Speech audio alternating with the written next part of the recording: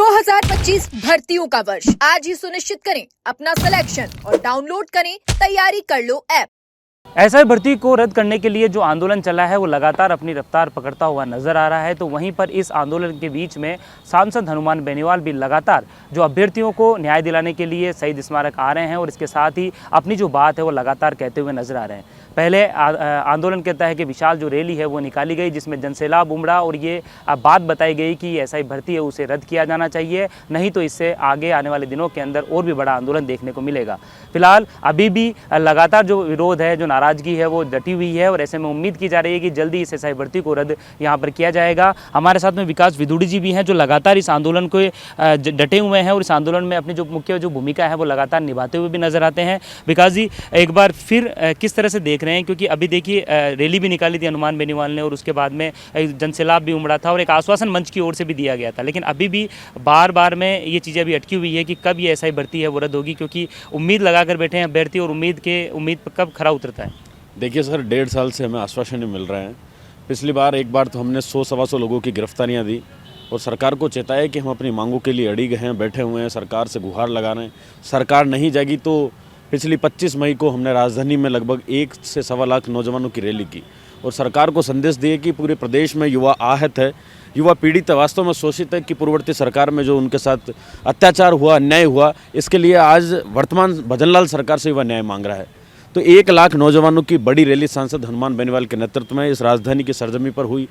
100 से अधिक लोगों की हमने गिरफ्तारियां दी और पिछले लगभग 45-46 दिनों से इस शहीद स्मारक पर आंदोलन लगातार जारी है। 24 अप्रैल को प्रेस कॉन्फ्रेंस के बाद अप्रैल का माह है, मई का पूरा माह है और अभी जून की शुरुआत है। तो लगभग 1.5 महीने से अधिक का समय हो गया, सरकार सुन नहीं रही। सरकार हाथ पर हाथ रखकर बैठी है, लगातार गिरफ्तारियाँ हो रही है, फैमिली पैकेज जैसे लोग सामने आ रहे हैं।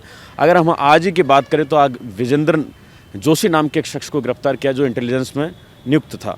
तो सोचो, मतलब बड़े बड़े लोग गिरफ्तार हो रहे हैं, लेकिन उन लोगों को भी गिरफ्तारी से दूर रखा है जो आरपीएससी के मगरमच्छ के रूप में मुख्यमंत्री जी हर बार दावा करते थे।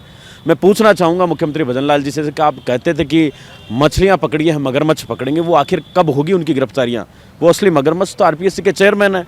आप बताओ, राजस्थान के नौजवानों को पूछना चाहता है कि आपसे जवाब चाहता है कि आप जो 1.5 साल से वादे करते हैं कि मगरमच्छ पकड़ेंगे, तो आप संजय छोत्री, भूपेंद्र यादव, शिव सिंह राठौड़, मंजू शर्मा, इन पर कार्रवाई की क्या आपने? नहीं की। आपने सुरेश ढाका, यूनिक भांबू जो मास्टरमाइंड थे इस पेपर लीक के मुख्य सरगना थे सब इंस्पेक्टर के, उनको गिरफ्तार किया क्या? नहीं किया। वो आज विदेशों में घूम रहे हैं, अपनी ऐशो आराम की ज़िंदगी जी रहे हैं। लेकिन अगर वो लोग गिरफ्तार होते हैं तो कल को न जाने कितने 100-200 थानेदार तो वैसे ही सरेंडर कर देंगे। तो एक बड़ा मामला, तो बड़े जो मुख्य सरगना है तो वो भी गिरफ्त से दूर है। सरकार लिपापोती करके आश्वासन के पुलाव देकर वाहवाही लूटने का काम कर रही है। एडीजी साहब कहते थे 400 थानेदार हमारी डार पर है, किरोड़ी लाल जी कहते थे 500 से अधिक फर्जी हैं। तो भाई 500 फर्जी हैं, एसओजी, एडीजी सब लोग कह रहे हैं, तो 500 में से 50-55 की गिरफ्तारियां हुई हैं, बाकी 450 लोग गए कहाँ? क्या एसओजी के हाथों में हथकड़ियां लगा दी क्या कि कार्रवाई करने के लिए दबाव बना दिया राजस्थान सरकार ने? ऐसा ही हमें प्रतीत होता हुआ नजर आ रहा है। राजस्थान में मुझे सर सरकार नजर नहीं आ रही, क्योंकि हालात बहुत भयावह है। सब लोगों ने कह दिया, 6 सब कमेटी के मंत्रियों ने कह दिया, एक मंत्री किरोड़ी लाल ने कह दिया, कालीचरण सराफ पूर्व मंत्री ने कह दिया, 8 दिग्गज नेतृत्वकर्ता जो बीजेपी के बड़े लोग थे उन लोगों ने कह दिया। और इन्हीं के बड़े नेताओं ने जो वादे किए थे पूर्ववर्ती सरकार में, चाहे वो प्रदेशाध्यक्ष सतीश पूनिया हो, सीपी जोशी हो, नेता प्रतिपक्ष राजेंद्र राठौड़ हो, सबने बड़े बड़े वादे किए थे।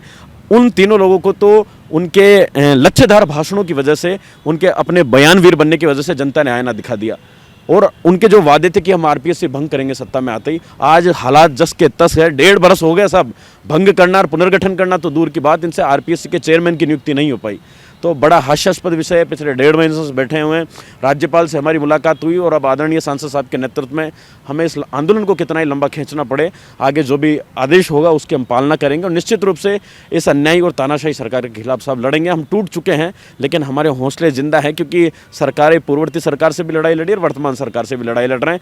दोनों सरकारों में कोई अंतर नहीं है, ढाक के 3 पात नजर आ रहे हैं। एक बात और पूछना चाहूँगा आपसे कि जिस तरीके से ये पूरा मामला सामने आ रहा है, देखिए गिरफ्तारी तो नहीं रुक रही, गिरफ्तारियां लगातार हो रही है। आज एसओजी ने एक और गिरफ्तार किया है। क्या लग रहा है कि गिरफ्तारियां तो कंटिन्यू आ रही है, तो इसमें कहीं ना कहीं तो नजर भी होगी कि मामला का संदिग्ध तो है ही नहीं सर, गिरफ्तारियां कंटिन्यू कहाँ हो रही है? ये गिरफ्तारी जाने कितने दिनों बाद, 15-20 दिन बाद गिरफ्तारी हुई है। एक ही गिरफ्तारी क्यों हुई भाई? एडीजी कहते थे 400 रडार पर है, तो 400 लोग कहे कहाँ? एक दिन में 5-7-10 तो गिरफ्तार करो। आप क्यों नहीं कर रहे? आपके पास गिरफ्तारी नहीं करने का कारण तो बताओ। लेकिन कहीं ना कहीं सरकार के ऊपर दबाव है और सरकार एक दूसरा एंगल भी युवाओं के सामने पेश करना चाहती है कि हम लोग कार्रवाई भी कर रहे हैं। कार्रवाई कर रहे हैं तो सरकार ने कमजोर पैरवी क्यों की? मैं पूछना चाहता हूं मुख्यमंत्री भजन लाल जी से, आपकी एसओजी ने, आपकी सरकार ने सुप्रीम कोर्ट में कमजोर पैरवी क्यों की? क्योंकि मगरमच्छ और मछलियां जो बने थे आपके रामू राम रायका के बेटे बेटी जो 5वीं और 40वीं रैंक के साथ सेलेक्ट हुए थे वो तो बाहर आ गए।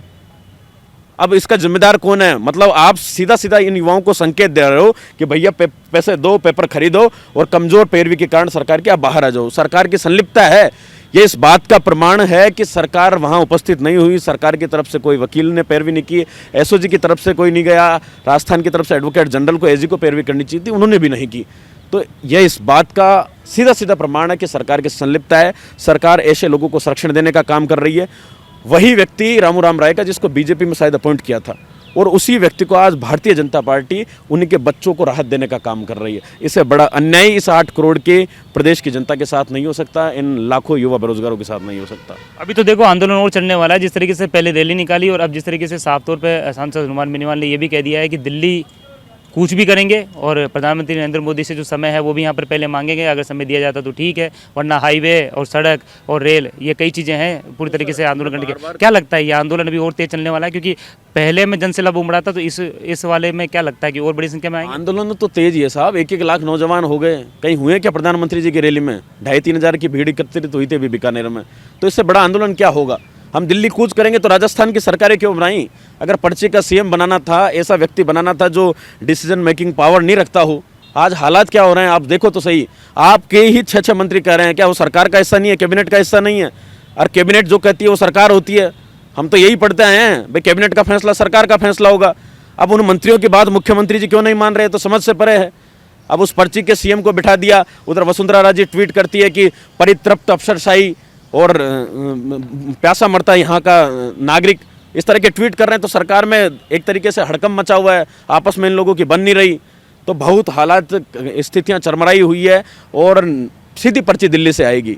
तो क्या करें साहब, यहाँ सुनने वाला नहीं है। 1-1 लाख नौजवानों की रैली कर दी, मुख्यमंत्री का स्पष्टीकरण नहीं आया। कई बड़े बड़े नेताओं ने दावा किया मुख्यमंत्री जी से मिलवाएंगे, मिलवा तो नहीं पाए वो, क्योंकि बेरोजगारों से मिलना पसंद नहीं करते मुख्यमंत्री जी।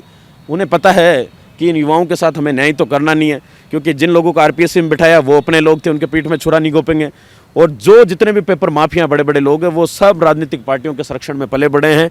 जिस तरह से सुप्रीम कोर्ट तक इन लोगों को राहत देने का काम किया जा रहा है, कहाँ है कानून, कहाँ है बचा है साहब? हर बार हाईकोर्ट में लोग समय मांग लेते हैं, हाईकोर्ट भी सरकार समझकर और हर बार इनको समय देने का प्रयास करता है। अंतिम अंतिम अंतिम कब होगा वो अंतिम? देरी से मिला न्याय अन्याय के बराबर है, वो न्याय नहीं है इन युवाओं के साथ।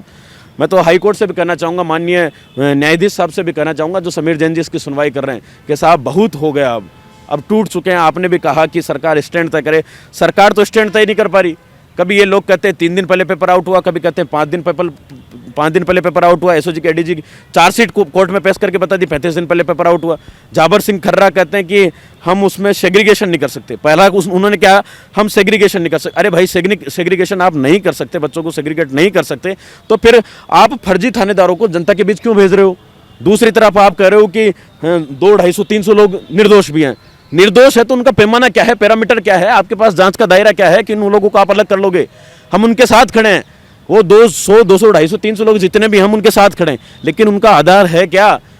सरकार के ये मुखिया कहते हैं, मदन राठौड़ जी कह रहे थे कि युवाओं को इनका समय निकलता जा रहा है। अरे साहब, एज रिलैक्सेशन दे दो, आप सरकार में बैठे हो, आप कर क्या रहे हो? आप कह दो 2 साल और बढ़ाया जाता है। जिन युवाओं ने इस सर्विस में फॉर्म भरा उन्हीं को वापस एलिजिबल कर दो, एज रिलैक्सेशन दे दो। मतलब ऐसी बातें कर रहे हैं जिसका कोई आधार ही नहीं है।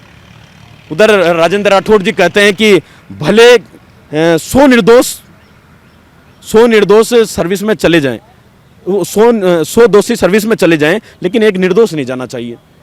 ठीक है, एक निर्दोष नहीं जाए, हम आपकी बात से स्वीकार है, सहमति हैं कि एक दोषी व्यक्ति नहीं जाना चाहिए, वो एक निर्दोष नहीं जाना चाहिए। मैं सॉरी कंफ्यूज हो रहा हूँ कि 100 निर्दोष किसी भी भर्ती परीक्षा में चयनित हो जाएं, लेकिन एक जो 100 दोषी चयनित हो जाएं, एक निर्दोष व्यक्ति है, उसका हक नहीं छीना जाना चाहिए। हम उस व्यक्ति के साथ हैं कि भाई उसने निर्दोष है, उसने अपनी मेहनत के बलबूते पर तैयारी की है, लेकिन आप जो 100 दोषियों को इस भर्ती परीक्षा के पीछे बैठाना चाहते हो, आम जनता के बीच थानेदार बना के भेजना चाहते हो, वो आपका क्या संदेश है बताओ?